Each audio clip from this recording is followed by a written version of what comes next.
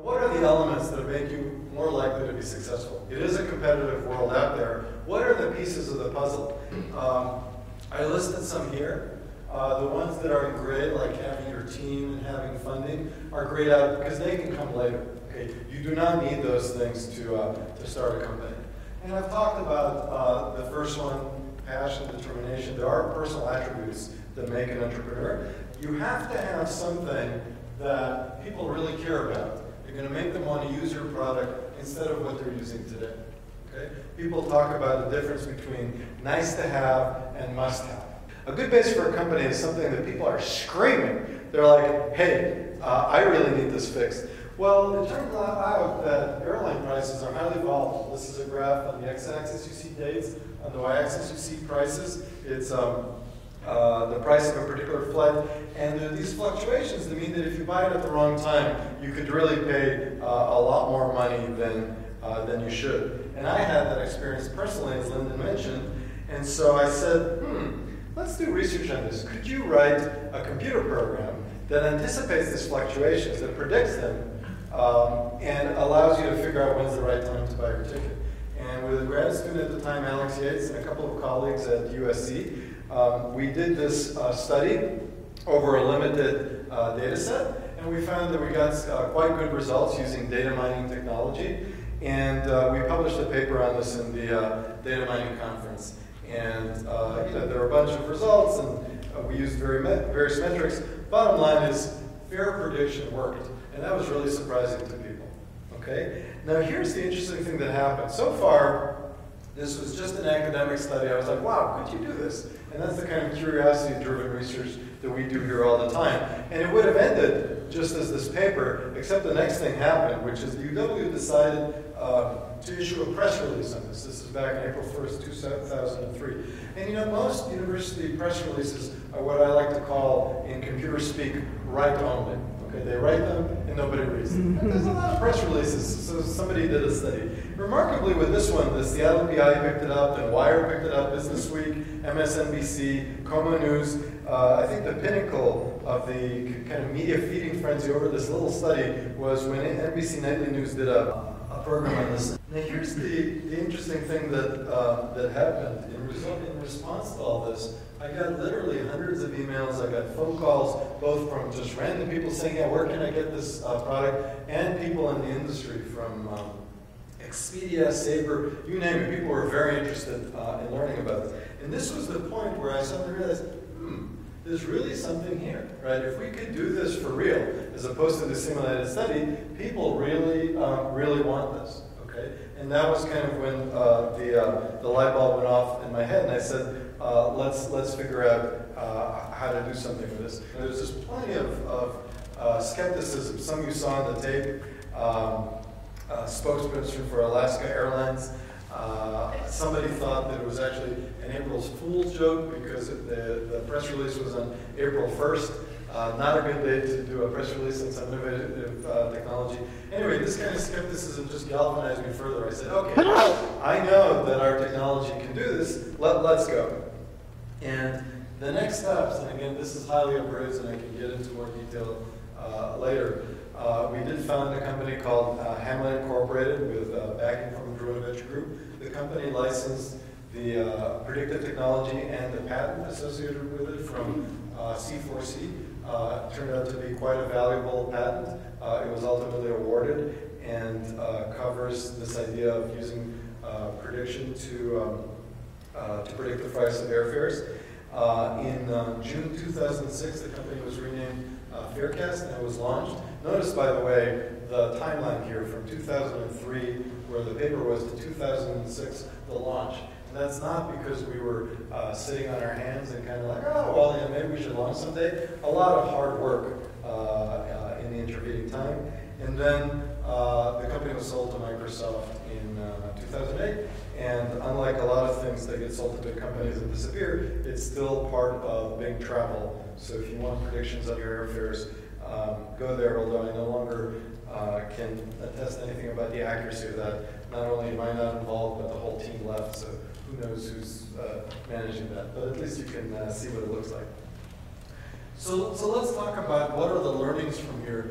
So the first point is there's a very real pain point here. People absolutely, to this day, get livid about what the airlines do with prices. So that's one point. The second point is that we had what one of my advisors in grad school would like to call a secret weapon. We had an edge, an idea, a direction, a technology that other people didn't have. And in this very competitive world, that's important, okay? It's not enough to just say, hey, I've got passion and determination, let's go. Okay, that's a starting point, but you do need to have some kind of secret weapon. A lot of people have one and two, or at least think they do, and they say, I'm ready to start a company. And this is actually something that you won't always hear, and I think is something that I've learned over the years of doing this. You have an idea, and you think, people really need this like oxygen, okay? I've had somebody come to me and say, people really need to be able to scan text in a document and see automatically the correlating document online. I said, I don't know. Seems kind of cool, interesting technology. Do people need this like oxygen? I don't wake up in the morning and go, let me go scan it, right? So it's not clear. As an entrepreneur, you have to be in love with your gizmo. And the amazing thing is, actually at the university, because we're so entrepreneurial in the sense of creating websites and throwing them up there, or I spoke to some folks from medical school who are starting a company, they just put together some software to help the whole patient management process be easier, and the doctors just loved it, and other medical centers started asking for it, and they're like, okay, maybe there's a real business here. So I think that it's not enough to believe in your head that you've got something cool. You have to find some kind of evidence external. But when you have that, and that's what I had with this press attention and then the response to it, when you have that, you're like, okay, now I'm ready to go. And that's kind of what I mean by all you need is love, right? If you get that love, the term construed broadly, you get that validation, that feedback that you're onto something, and if you're aware of it, that is a point that you're ready to go. And then, it's nice if you have an ecosystem around you of people to help you. People often ask me, okay, what's your advice to starting a company? And I tell them, start the second one.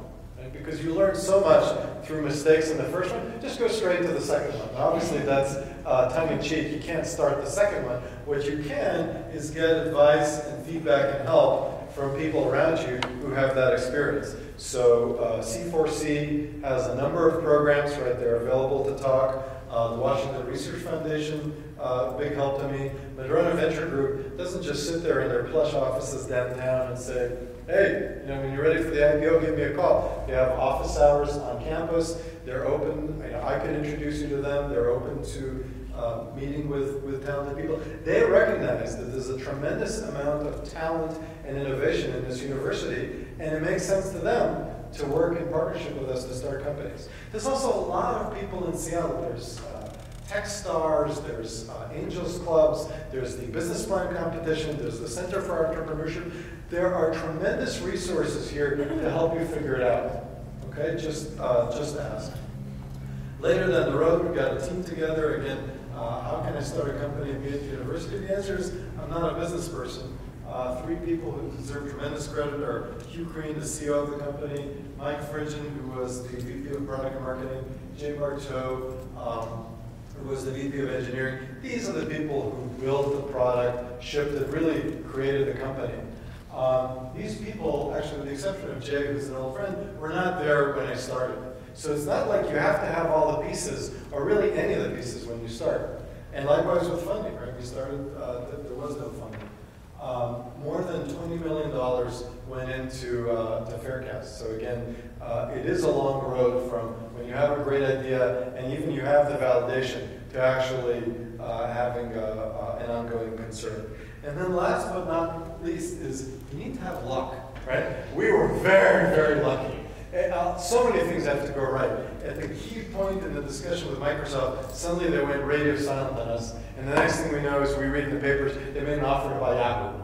And we're like, uh-oh. Well, Yahoo has a very competitive product with us. So does that mean that our deal is off? And at this point, we're very low on funding, we're running on fumes, and everybody's thinking there's going to be an acquisition, so they're not focused on the company. This company could well shut down if they changed their mind. So how did we turn that around? And the answer is we all got together and we deployed tremendous luck.